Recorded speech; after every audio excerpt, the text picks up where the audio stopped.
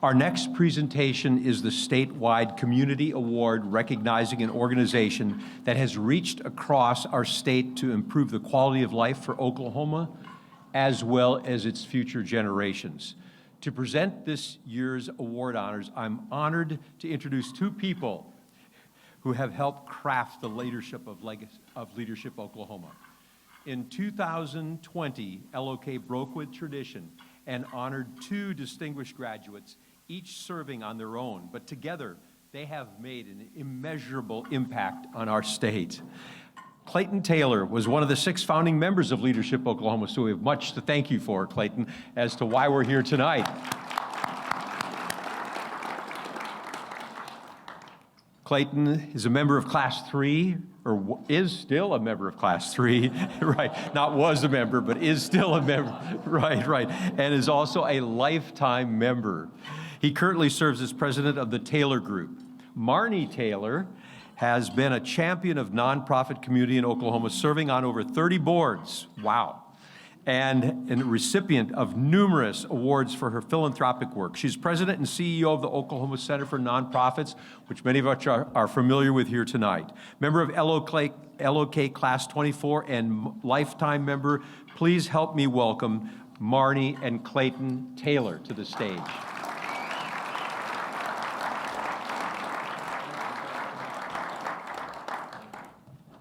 I may be the only one from Class 3 who is still living, so I appreciate being here tonight. And maybe the only founder, yeah. Indeed. And I grew up with REC, electricity out of Okmulgee, so I appreciate you all. And Chris Myers is a good friend of mine, so thank you all very much. It's so appropriate that Leadership Oklahoma should recognize the Oklahoma Center for the Advancement of Science and Technology, OCAST. Because both of our organizations were founded at a time in Oklahoma when things weren't very good. The economy was bad, we were struggling, we were looking for opportunities, things that we could do to improve the state, to make it a better place to live, to send a message to the next generation coming on, this is a good place and we will endure. So it is a pleasure to be able to be here tonight to recognize them, and it's been my honor to literally be involved with both organizations for their entire history and get to witness all of the great things that they've done. So that just means Clayton is very old and has been here a long time. Yes, I am. But OCAST has been the state's engine for technology development and commercialization since 1987. The agency provides a continuum of services and support to move innovation to the marketplace. OCAST continues to do more than what it is mandated to do by the state of Oklahoma. If it only did what it was required to do, the tech-based economy in Oklahoma would not have moved the needle very far. The internal team at OCAST works very hard every day to establish and grow partnerships and collaborations. These include collaborations with higher ed, career tech, private companies, and nonprofit research institutions and foundations. OCAST routinely supports organizations across the state to pursue private and federal funding simply because their success helps build Oklahoma's tech-based economic development efforts. They provide this source with no request for compensation. That's unusual in my world. 90% of their efforts go above and beyond what is required. They are continually looking for avenues for improvement, methods for gaining efficiency, and cost savings for their customers, while at the same time ensuring that they are the best stewards of our taxpayer dollars. The proudest moment for OCAST and their team is receiving feedback, which they often do, which says, "We didn't even know you were a state agency. You don't act like a state agency." OCAST is very proud of its team approach and looks forward to attracting more private and federal resources to the state, supporting new companies' startups, and helping grow existing companies. They are building collaborations constantly between research institutions and industry to solve industry needs and assist in the creation of partnerships between larger and smaller companies. They connect businesses in our rural communities, which we've heard a lot about just tonight, to resources in our urban centers and attract investment capital to meet our high-tech needs in our state. So please turn your attention to the video where our friends, OCAST Executive Director Michael Carolina and the Oklahoma Secretary of Science and Innovation, Elizabeth Pollard, will highlight the operations and success of OCAST.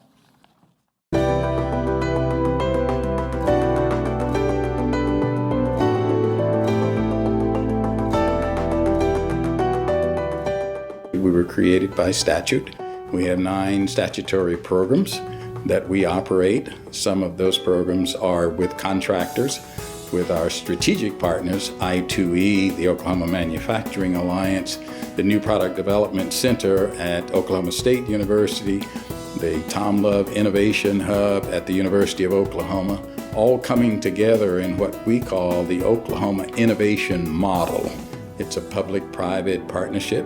We are aligned with the state's Science and Innovation Strategic Plan, and Secretary Pollard is head of that organization and my cabinet secretary.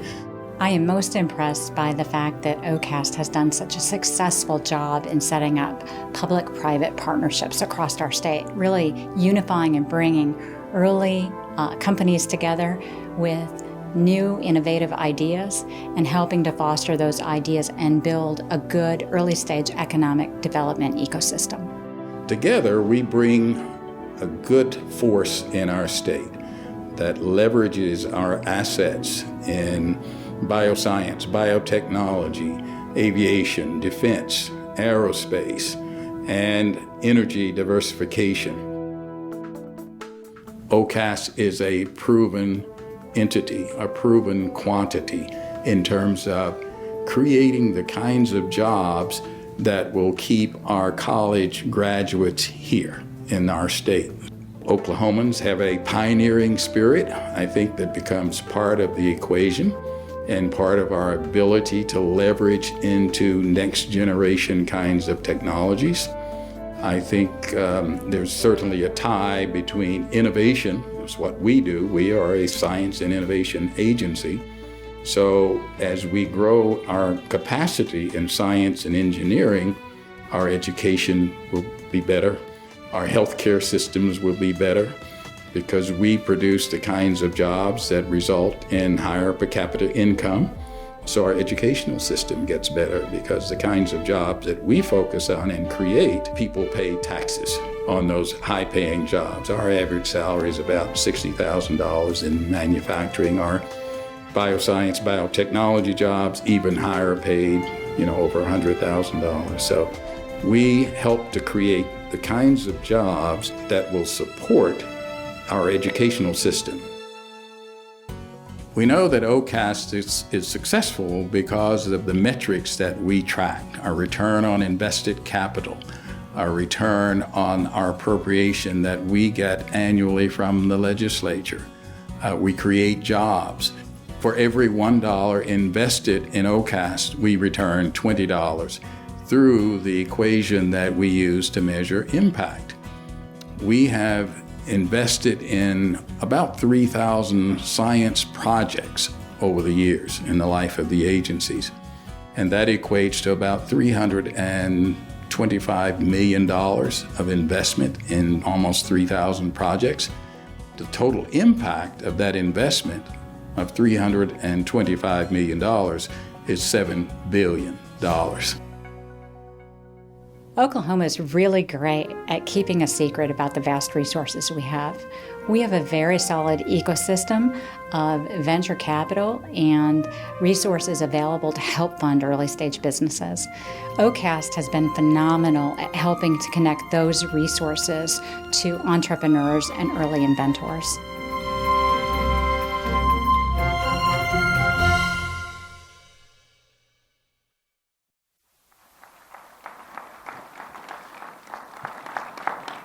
This year's statewide community award goes to the Oklahoma Center for the Advancement of Science and Technology. Here to accept the award is OCAST Executive Director Michael Carolina.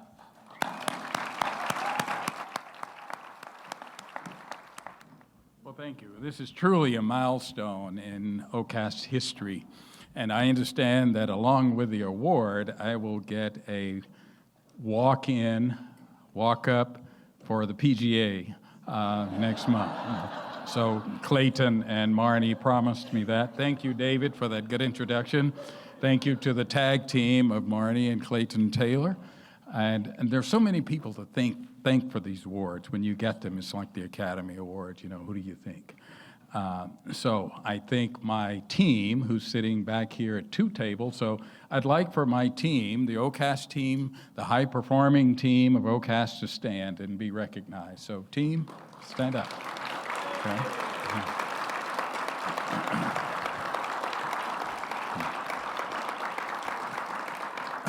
Fantastic accomplishments. Our visionary legislature that established OCAST in 1987, I believe didn't understand or realize what a great success this agency would be. So worldwide acclaim, we have our strategic partnership of the Oklahoma Manufacturing Alliance, I2E, the New Product Development Center at OSU, the Tom Love Innovation Center at the University of Oklahoma.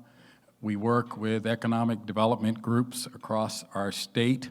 So I think it's an opportunity, as I said in the video, to leverage our resources, leverage our assets so that Oklahoma can become a research corridor.